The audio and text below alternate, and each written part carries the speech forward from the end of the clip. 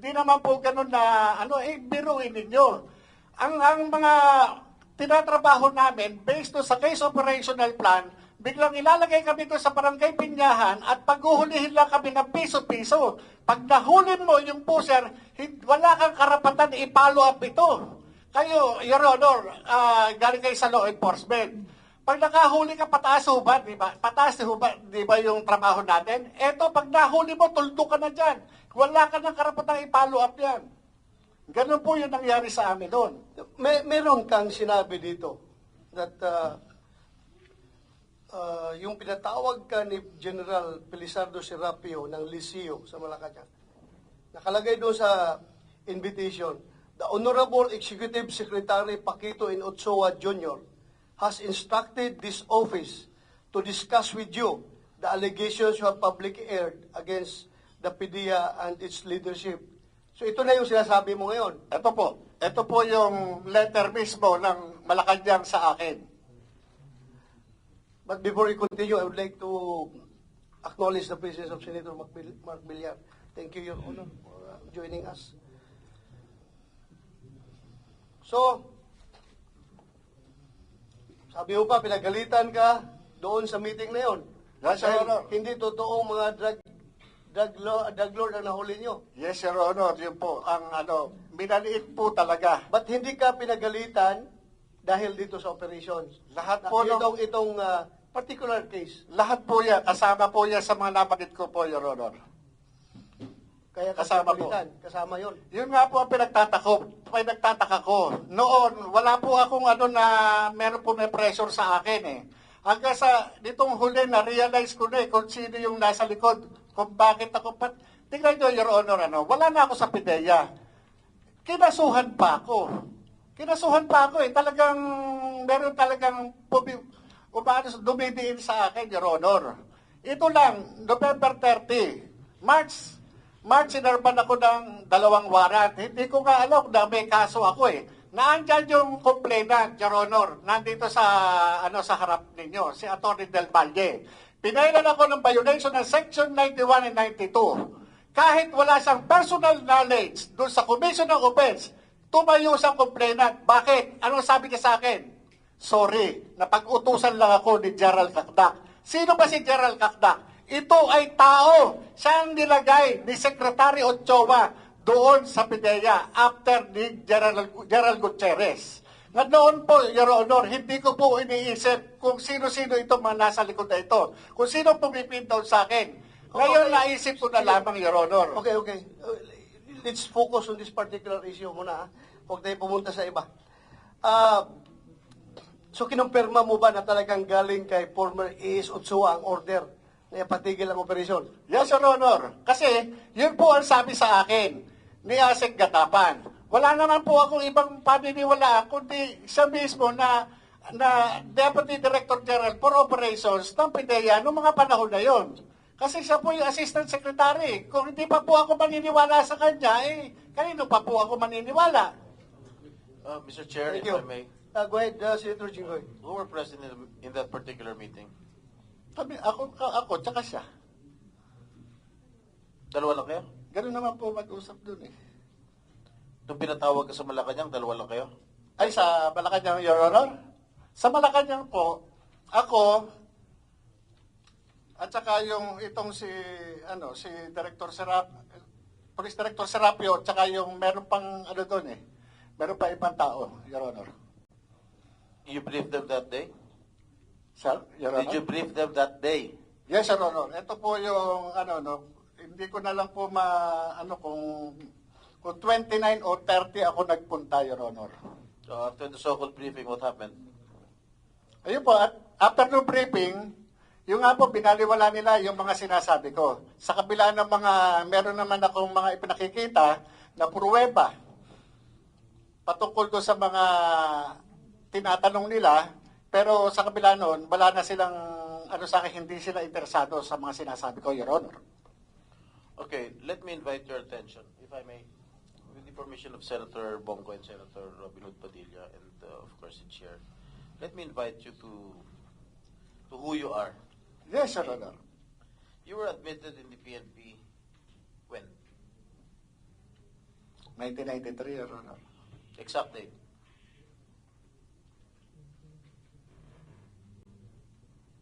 Hindi ko na... Di mo alam. 1993, Kailan ka natanggal? saan, Your Honor?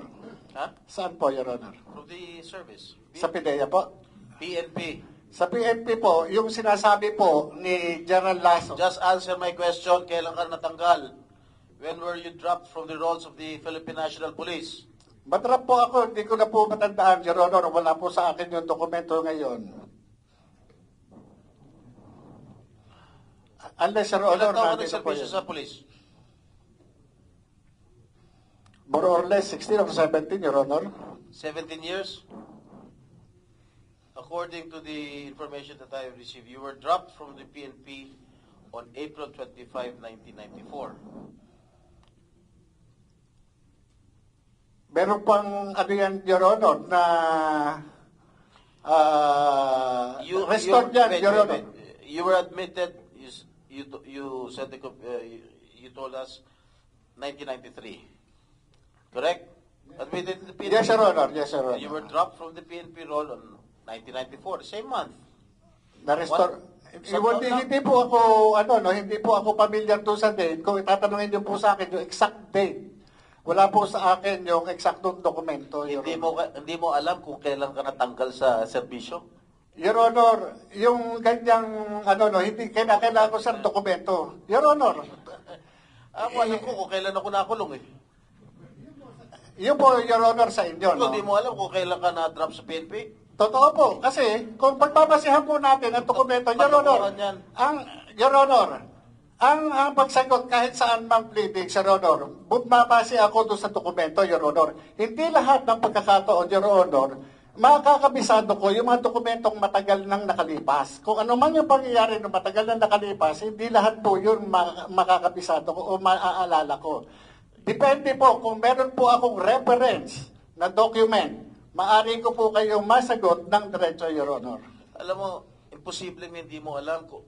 Alam mo nga kung kailan ka na-admit sa PNP, hindi mo alam kung kailan ka na-dismiss. Your Honor, Sandali lang. Alam Yes. mo na na-admit ka noong 1993.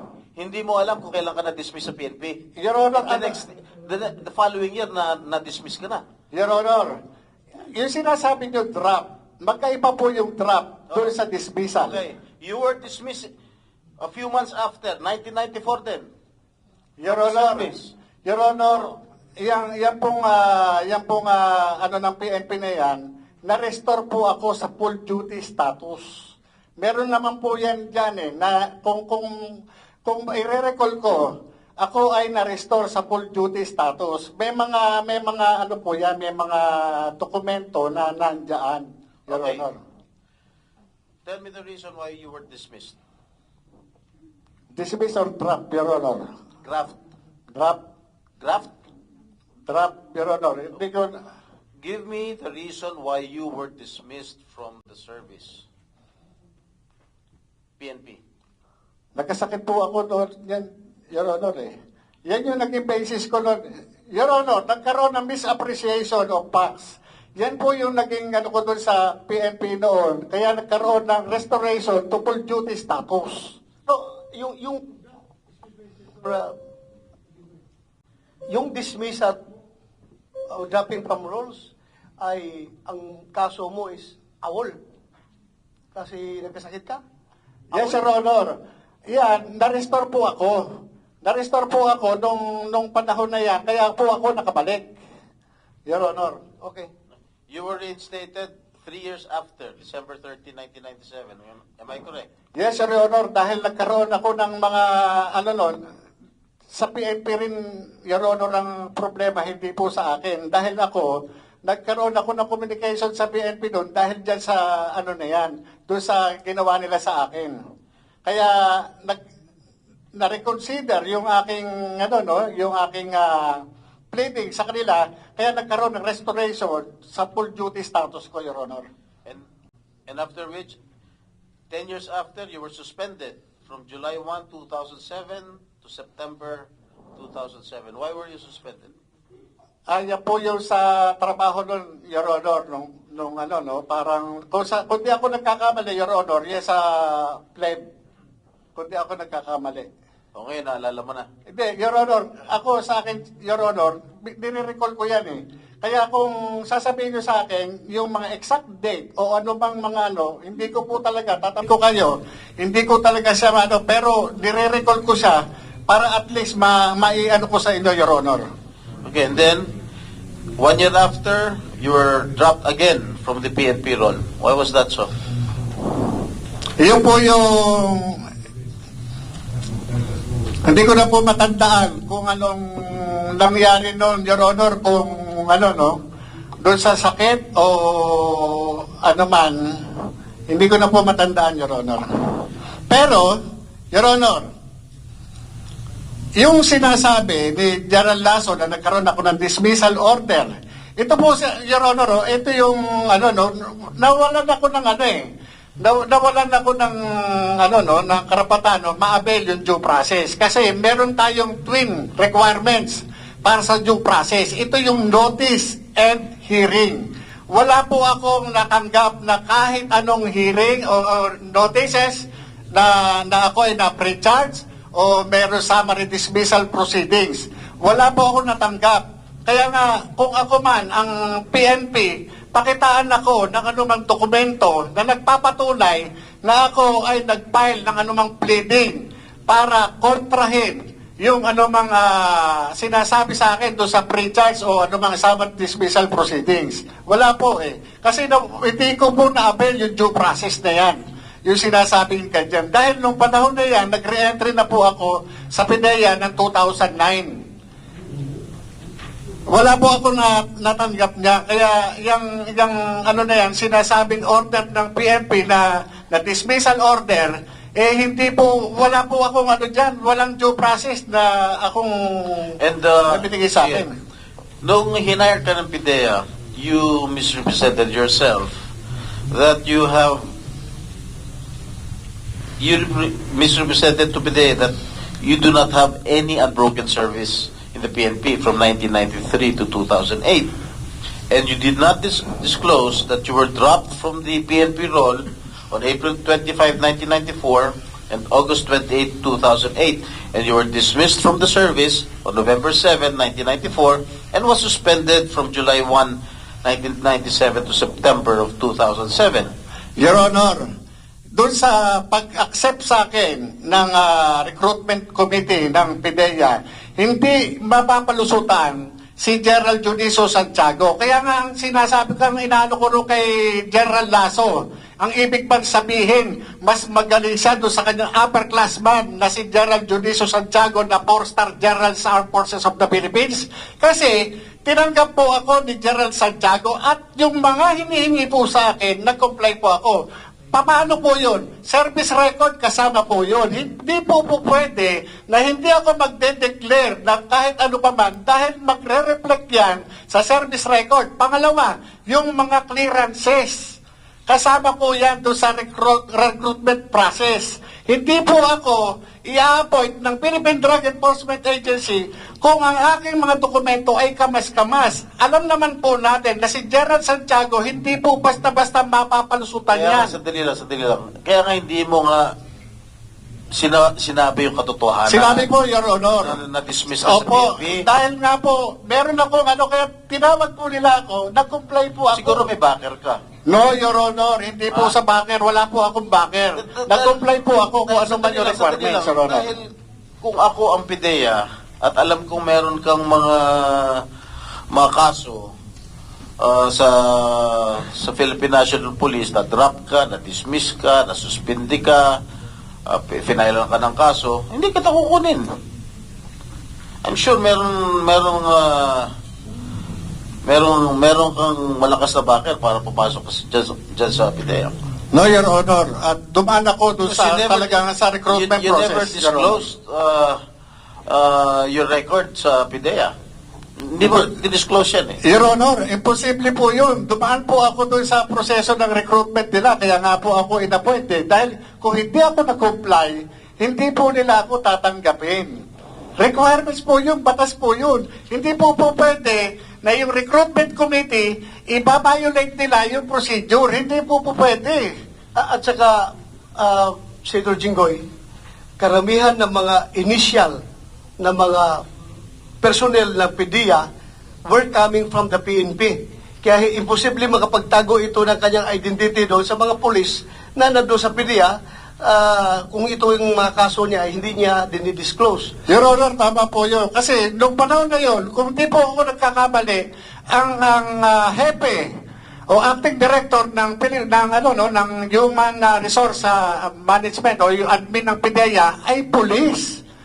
Police Commission Officer, Your Honor. Imposible ho na magkano ako ng mga anumang itatago ko dyan, hindi po pwede. At yung IIS, Your Honor, na nagkakandak ng background investigation, panay police.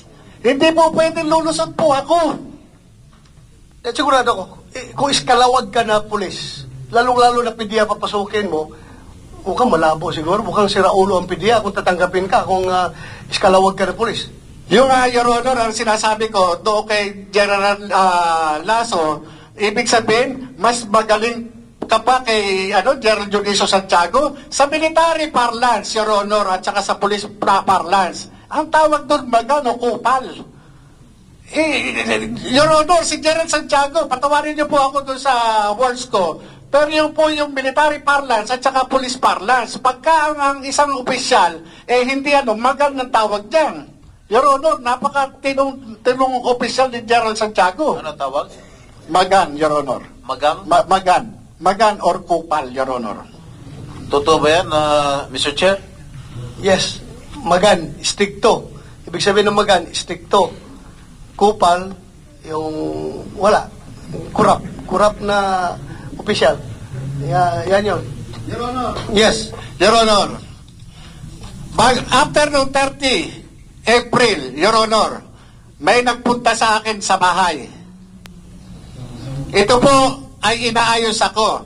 Allegedly, by the camp of a certain James Kumar and Lisa Marcos through a common friend named Eric Santiago alias Picoy.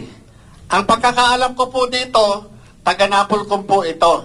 At ang kapatid po nito, isang PDEA Drug Enforcement Officer. Nakuha po sa bahay ng CCTV yung kanyang, kasi naka-video call po eh.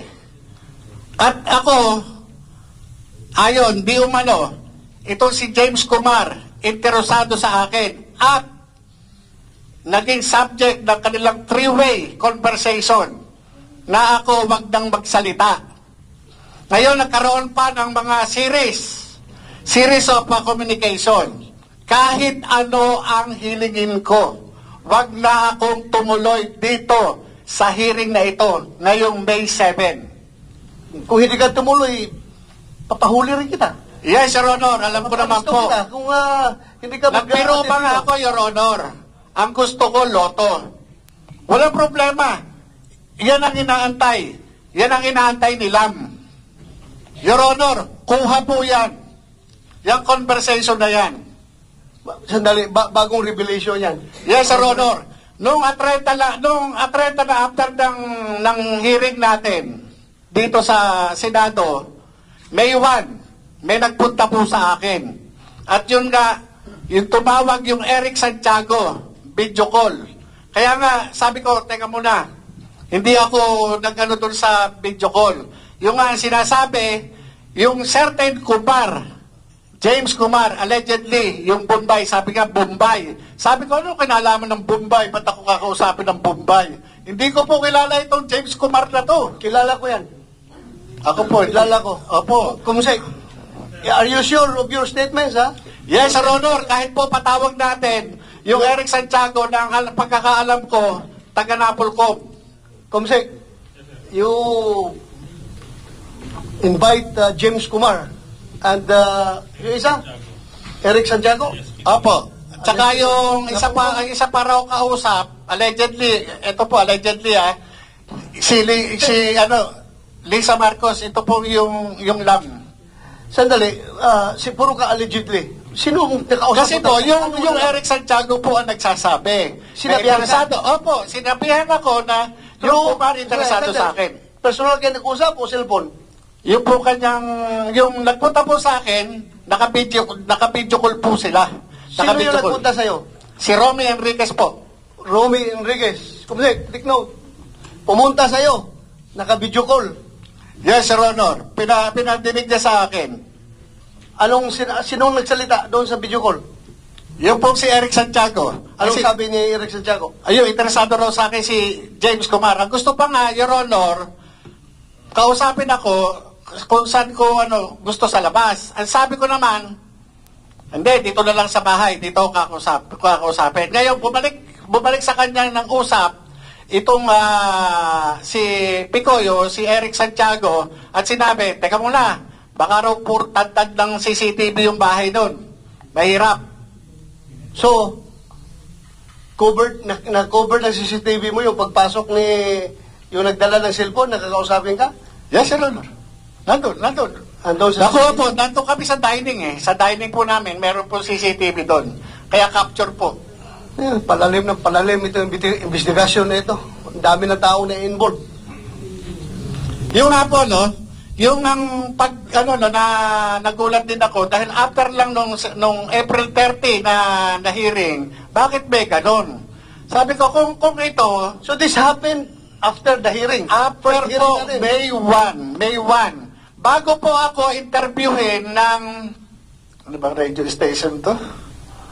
Bali, ang interview ko noon, 11:30. So, dumating ito, mga 10, past 10, o 10:25, o 10:30. Ganon po eh. So therefore, nakausap po si James Kumar. Hindi po, yun lang yung nagsasabi na ang interesado sa akin, yung James Kumar, at ito yung ako yung naging pag-uusap nila nung nag-uusap sila na three-way.